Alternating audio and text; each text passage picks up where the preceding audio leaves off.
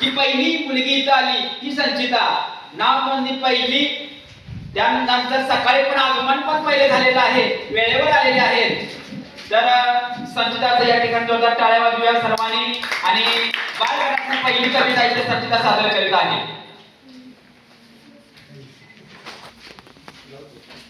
माझ्या कवितेचं नाव आहे राजे पुन्हा या जन्माला. राजे या समाजात शेतकऱ्याला सुख नाही. आज शेतकऱ्यांचा वाली कोणी नाही. त्याच्या कष्टाला मोल नाही. शेत सारा माफ नाही. दलाला सुळसुळाट झाला आहे. सारे रमले सत्तेच्या साडी पाटात. सारे रमले सत्तेच्या साडी पाटात.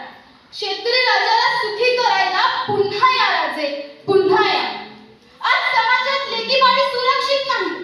आज समाजात लेकीबाई सुरक्षित नाहीत राजे. महाराष्ट्रातच काय देशात देखील रोजच तुमच्या लेकीच्या अब्रूचे ढिंडोरे उडत चालले.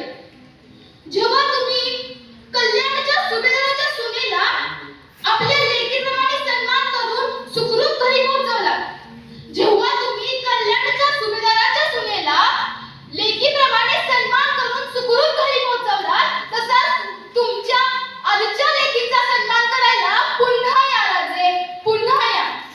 राजे, तुम्ही बांधलेले गड किल्ले, तुम्ही बांधलेले गड किल्ले ऊन वारा पावसात आजही भक्कमपणे उभे आहेत.